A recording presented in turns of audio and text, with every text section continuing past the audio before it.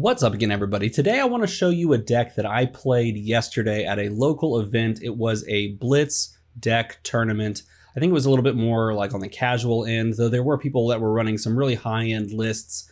And I'm going to show you what I played. I'm going to talk you through the deck, and then I'm going to immediately tell you the things that I would change about the list that I came up with. Before we get started though, I do want to say that if you like this content, if you want to see more Flesh and Blood stuff in general, feel free to hit like and subscribe here on Channel Fireball, and then come check me out over at youtube.com/DMArmada, where I'm making, pack openings, box openings, where I'm making deck techs like the one you're about to see. I'm making news update videos. Feel free to stop by over there as well, and feel free to hit the like and the subscribe there. I'd really appreciate that. So a little bit of kind of preface on what we're about to see. I put together this list in about 7 minutes, and I want to give credit where credit is due. A lot of the list is highly influenced by the Fab TCG video that was posted recently on Chain. Chain is this boy right here, super out of focus. Let's get him in focus because we all want to see things more in focus anyway. It always looks better when it looks like this, am I right? Chain is a young Shadow Runeblade hero in Blitz. He has 20 health, he has 4 intellect. He has this really cool effect that says, once per turn action, you make a Soul Shackle token. And that is a token that will banish the top card of your deck at the beginning of your turn. And if you have multiple of them, then they will banish multiple. Each Soul Shackle will banish another card off the top of your deck. It says, though, if you do that, your next Runeblade or Shadow action this turn gains Go Again. And then Go Again, of course. So in doing this, he can basically just go crazy wide using things in the Banished Zone and using cards that say can be played from Banished Zone. Because of course, if you can give something Go Again, then you can chain something after it. And yes, chain is the pun there, the name and the actual action, whatever. You get the picture. You can chain things together in a way that just allows you to go really, really wide when you're not limited to a 4-card hand. More info on that later. And if you want to go check out a deep dive, I made a deep dive here on Channel Fireball for Chain and the other heroes as well. So go check that video out as well. So really quickly, I'm going to run you through the weapon and the equipment. And like I said, I put this deck together in 7 minutes because, well, I showed up with 2 light decks, and the 2 light decks that I had, I was really excited about. And then the friends that I sat down with, they were like, hey, what are you going to play? And I was like, I'm thinking, either a Boltyn or a Prism deck. And they were like, oh, sweet, me too. And I was like, oh no, I would like to mix it up, at least have a little bit of shadow representation. So I put this together. Put the Galaxy Black on there because it's really cool. And attacking for 1, paying 1, excuse me. It could attack for 1, but if you've played from Banished Zone, it attacks for 3, and if it hits, you deal 1 arcane. So threatening arcane damage is absolutely fantastic with Chain. Ebb and Fold was really, really good. Every time I played and used Ebb and Fold, it felt great. As an instant, you pay 1, you destroy it, you banish a card from hand, and if it's a shadow card, then you draw a card. And Spell Void 2, I never used, literally never used. What I would do with this card is that I would use the effect at the beginning of my turn, even though it's at an instant speed. I'd use it on my turn so I could pitch a blue, have 2 resources floating, pop a shadow card into Banish that I can play from Banished, and then draw a card. It basically draws you a card. For Chain, it's fantastic. This card's legit. I used the Aether Ironweave because, again, I showed up with 2 light decks, and so I didn't bring Carrion Husk, which is the legendary chest piece, which would be really good here. Though I will say that Aether Ironweave was fantastic in the games that I played it, because as an action, I can destroy it and just gain 2 resources. You can only do it if you've played an attack and a non-attack action on this turn, but oftentimes that's what you do. Blocking 1 with Battle Worn is also fantastic. It ended up being really good. I understand that Carrion Husk, the card that I got to spoil, is really, really strong in Blitz, but this worked out very well. I liked it. I put Stubby Hammers because Stubby Hammers will buff most of the attacks that we have in this deck. In fact, you'll see that here in a second. All but a handful will get buffed by Stubby Hammers. So this one makes a ton of sense. And Time Skippers for the shoes, just because I thought that was fun. I used it a few times, and it actually was fairly comfortable to just pop this pitching a blue in my hand, gain 2 action points, basically giving like something go again is kind of how it feels. So that was the equipment that I ran. I did not sub out equipment because I didn't face any other chains on the night. Like I said, it was a casual tournament, but there were a couple of people playing like Dorinthia and Ira. It was Ira, yeah. So let's talk about the core of the deck. And these are cards I would not change. And in fact, these are cards you'd probably see in just about every chain list that will ever be made, unless like we get a bunch new like Shadow, Runeblade cards that could replace these in power level. Probably not. So we have Soul Reaping. This card's ridiculous. It costs 6, but it really doesn't cost 6. It attacks for 6. It most likely has Go Again if you're playing against a light hero, but even if it doesn't, you can give it Go Again with Chain's ability by making a Soul Shackle. This card is so disgusting. The only drawback is that you can have one of these only in your deck. If you could have 2 of them, this would be so good. I mean, it already is so good. It says you can banish 1 or more cards from your hand rather than pay Soul Reaping's cost. So in other words, you can take a card from your hand and you can banish it. Oftentimes it's going to be a card that you can play from banished anyway, so you're not actually losing a card. It's just moving from one zone to another.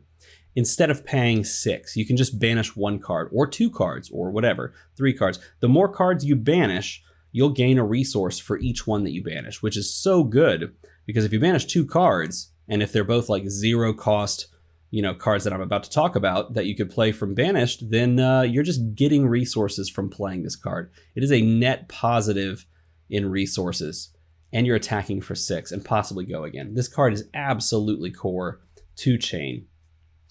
Speaking of core to Chain, are literally as many copies of Riftbind as you can play. We're going to play 2 reds, 2 yellows, 2 blues. This card is disgustingly good. It feels so good to play, particularly when you can line up all of these sweet combos along with it. Riftbind, by the way, costs 1, attacks for 3, or it attacks for 2, or it attacks for, I think it attacks for 1 right on the bottom. Yep, 1, 3, 2, or 1.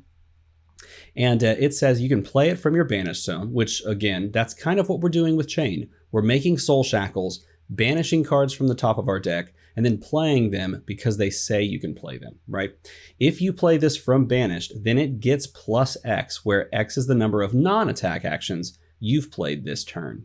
And that is really, really good, as you'll see here in like 30 seconds, because again, we're just going to play non-attack action cards from banished, and we're going to play as many Riftbinds as we can. That card gets real big, real fast, especially when you play Seeds of Agonies before it. Seeds of Agony costs 0. It can be played from banished. It has Go Again written on the card, Blood Debt as well, so you got to watch out for the Blood Debt, but that's good because you can kind of get rid of stuff you could get rid of this technically with the Soul Reaping, and then you can gain resources because you banished with Blood Debt. It gives the next attack action card with cost 2 or less that you play this turn the effect that you just deal 1 arcane damage to target hero. Yes, they can block it, of course. They can pitch to, use a null rune or something like that, but you just straight up give it like +1, basically. You're essentially giving something +1, but your opponent has to account for it in a different way than just blocking with a card from hand. They have to pitch a card from hand and not block with it, which means you can do really tricky things in go wide turns. And this card is staggering. These 2 cards put together and playing multiple Seeds of Agonies prior to playing a Riftbind are just great. They're just core. They're really good. So we play 2, 4, and 6. Those are literally the corest of core cards.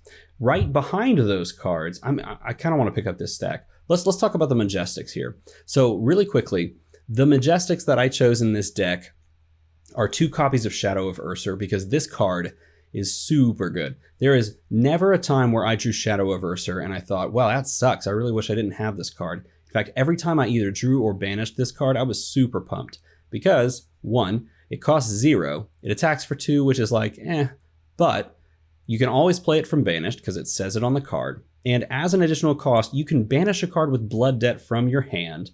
If you do, it gains Go Again, just unconditionally. So if you banish a card, like for example, and this was my favorite play of the night, I did it on multiple occasions. You have Shadow of Ursur, you have Riftbind in your hand. You play Shadow of Ursur and you banish Riftbind. Now Riftbind's ability can be active so that you can play it from banished and get the buff off of it, which is great. And in doing so, you're giving this Go Again as well allowing you to use Chain's once per turn action to create a Soul Shackle later down the line. This card is fantastic. Yes, it only attacks for 2, but again, we're going wide. We don't need one big attack. Lots of small attacks are great. Just as amazing is Shadow Puppetry. It costs 0. It is an action. It's not an attack action, which means, again, if we play Shadow Puppetry, then Rift Bind is going to get a buff from it if you play Rift Bind from Banish Zone. This says the next attack action card you play this turn gains +1 attack. Sweet. Go again, even better. And if this attack hits, look at the top card of your deck and you get to choose to banish it. So we get a buff, we get just an unconditional go again trigger, and we get an on-hit effect that allows us to basically put another card into our hand if we wish. This card's gross, it's insane, it should be in every Chain deck, just like the other one. Tome of Torment is pretty good. Oftentimes, if you're playing Tome of Torment, you're doing so at the beginning of your turn and you're using Chain's effect to basically give this go again. And, you know, if you have a card in your hand, or sorry, I should say, if you have this in your hand and you play it and you give it go again beforehand, then you're basically cycling a card from your hand at the cost of a, you know, one of the Soul Shackles, you know, the Soul Shackle for that turn. If this isn't banished, then you're basically just gaining a card. Now you're using the Soul Shackle effect, which is an important resource that you're managing as a Chain player. But it's still really, really good to just draw a card. And oftentimes, you know, if you're blocking with cards from hand, you use this effect to draw like a resource pitching card, a card that you're going to pitch for resources so that you can pay for things from Banished. And that's how I played it, at least. And so I put 2 of those in there. Now, on to the like secondary core cards. These are core cards that you're probably always going to see as well, but how many of them you put in your deck is totally up to you. Rifted Torment, attacking for 4, and if you play it from Banished, dealing an arcane damage. This was my favorite card to play from the stack that we're about to look at. This one felt the best because it's threatening 2 different sources of damage. The breakpoint of 4 is super good in this game. In the game of Flesh and Blood, a 4 attack action card is really, really solid because things block for 3, things block for 2. So if you play a 4 attack, it's either going to hit, or they're going to take 2 cards from hand, or a card plus a piece of equipment, right? You have to pay 2 for it, so it is more expensive than most things in the deck, so you just have to watch out for that. But this was a fantastic play. You could run the yellows and the blues. I just didn't. I don't recall why, but I didn't run the yellows and the blues. I think I would consider running the yellows. I don't know if I'd consider running the blues. It would attack for 2. It's a good pitch card. I'm not sure I would, though. It's dependent upon, you know, just trying it out. Bounding Demagon, I ran 6 of, or maybe in this deck I ran 5 of. I think I ran 1 yellow, but I think it's just because I couldn't find another yellow. So this would be one of those things that I would actually add a yellow in, because running 6 of for Bounding Demagon seems really good. Honestly, you could probably put this in the always core stack. It is contingent as being able to play it from Banished Zone upon you actually playing a non-attack, but that's very, very often. Almost every turn you're going to play a non-attack, so this is almost always going to be able to play from Banished. And if you do play it from Banished, it gets +1. So this on red could attack for 4, on yellow it could attack for 3, and then on blue it could attack for 2, but it costs 0. It costs 0, and that's really good. Again, we can give it go again with Chain. So this card was fantastic. Maybe add another yellow in this deck. I think that makes sense. Rip Through Reality. Rip Through Reality is pretty good, man. When you can get an actual arcane trigger through, playing this with go again, super threatening. There was a turn where I went wide, played this second to last with 2 resources or 3 resources up, something like that, and played this for the go again effect, and then attacked with the weapon afterwards. And it's just a back-breaking turn because your opponent's staring down a 4 with go again. And I did not run any of the other colors. I only ran 2 reds, mainly because, again, this is a 2 cost. And the more 2 costs you have in this deck, the harder they are to get out of your Banished Zone. And so I pulled yellows and blues. I didn't add them to this deck, just because if you have too many of these sitting in Banished, then the Blood Debt effect, where you lose a life at the end of your turn if it's in Banished, will really start to stack up, because getting these out of your Banished Zone is pretty tricky. I like it, though. A conditional go again effect is great. Piercing Shadow Vice is also good. It's great to be able to play this after you've dealt arcane damage. If your opponent sees this in Banished Zone, they're going to do more to stop the arcane damage, thus making this less beneficial or less useful. It's still attacking for 4, but you're paying 2 for it again, and there's no go again on this. You're just threatening a +2 effect, which is what this does. If you deal arcane damage, it gives this gains +2. I ran the blue as well because I like pitching this, and if you do deal arcane damage, this attacks for 4 on blue, which is great. Finally, we have Vexing Malice, and I wanted to run more of these, but I didn't have them in my binder, and again, I didn't prep for it on the day. So the first thing before we talk about this card is you probably want more than what I have in here. I literally have 1 red and 1 blue. You probably want more. This is a game, it's 100% a game winner. I don't want to undersell this card. Vexing Malice, you pay 1 for it, you attack for 3, or in the blue case, you attack for 1. You're like, that sucks, that's terrible, why would you play that? Well, because it deals 2 arcane damage. And if your opponent is only bringing 1 piece of Null Rune equipment, they can't actually block all the arcane, because this is 1 single source of 2 damage.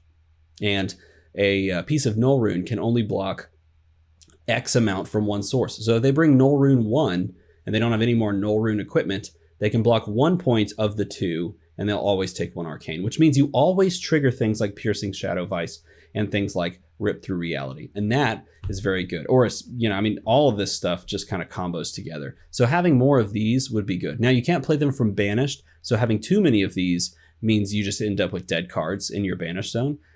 So I did like the fact that I, kind of pitched these early and then found them late game. In fact, I played a Vexing Malice late game for a win in one of the games that I played, because, at that point they were down to 1, and this was my way of dealing with arcane, even if they had resources in their pitch zone to pay for Null Rune. All right. The final couple of cards, these are cards that I'm like kind of iffy on. I really liked Dimensional Gateway. I played it almost in every game for the effect, because I'm running the red version, and opting and then dealing 1 arcane and then banishing a card with a go again seems really good.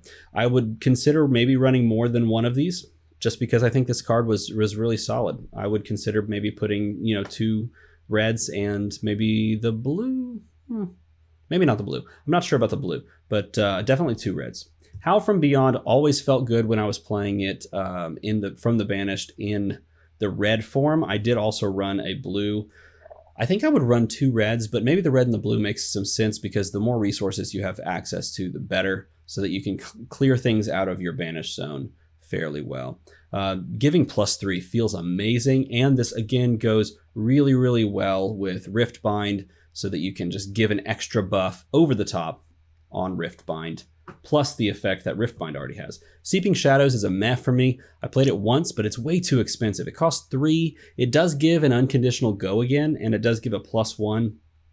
But if this goes into your Banished Zone, it's just going to stay there for a long time, unless you just have really good card advantage and you just have a blue and you pitch your blue and put this out there so that you can just get it out of the Banished Zone. Oftentimes I made sure not to have this in Banished if I could. I'd pitch it often, early and often, anytime I drew it, so I could use the resources. It's literally just in here for resources, and honestly, I could probably find something else that might work better for it. But, it does give go again, so that's great. And then finally, look, this Minnowism was in the list on the Fab TCG chain video, and that deck was pretty cool. And like I said, it inspired a good number of the choices that I made here. And so I pulled 2 of them, and then I swapped 1 out for one of the Majestics that I kind of, chose, because I picked a bunch of Majestics that I wanted to go in here and some other distributions. And I'm not going to lie, playing this for free and giving +3 to like Riftbind, there was a turn where I did 10 Riftbind. I made a Riftbind that was 10 tall. It was literally threatening 10 damage plus an arcane with go again, thanks to Minnowism. So I'm not going to lie, I kind of want to put another Minnowism back in this deck. Okay, so let's talk about how the day went. I put this deck together. I had very rarely played Chain. I think I played 2 games before the tournament itself. In game 1, I played against Prism and was able to pull out the win. I just went wide as much as possible. I took a couple of just giant, large hits, a few that were unexpected. I went down fairly low, and then I just went so wide that over the course of like 2 turns that my opponent just didn't have cards in hand, and I just ground them out that way.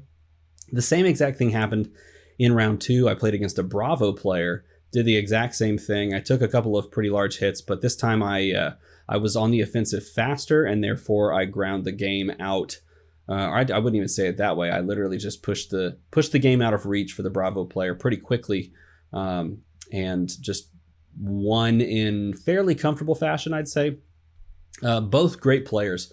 And then in game 3, I played against Brendan, which is also a wonderful content creator here on Channel Fireball, and he absolutely wrecked me with Dorinthia. Because Dorinthia is really good. And then in round 4, I lost a very close game to an Ira player who did a fantastic job, played really well, and it was like he was at like 3 and I was at 1 and something like that. And then we played again, and it was exactly the same thing. We were both like super low life, and I pulled out a win against him by playing Vexing Malice. So it split that way. I think there's a ton of potential here in a deck like Chane, and just a hero like Chane, a go wide hero. There's a ton of potential here. I think it's definitely a hero that if you're looking to play something that plays a lot of cards, that has a lot of fun interactions, that really makes you scratch your head and think, this is the guy for you, man. And I did not expect I didn't expect to fall in love with this kind of a play style this quickly, but man, it was really, really fun. I want to go through and tweak this deck, and I kind of stuck to building things just from Monarch, but I think I'm going to go and try to make him a lot more just varied and add cards from other sets, and maybe I'll come back with you and show you what I've come up with going forward. If you like this video, if you enjoyed this content, if you want to see more deck techs like this, feel free to hit the like and the subscribe here on Channel Fireball, and come see me over on youtube.com/DMArmada. I am making deck techs over there as well. I'm going to make a Boltyn one. I'm going to make a Prism one. I'm going to make a Levia one. Feel free to pop on over and take a look at which one's going up, as we speak. And as always, everybody, thanks for watching.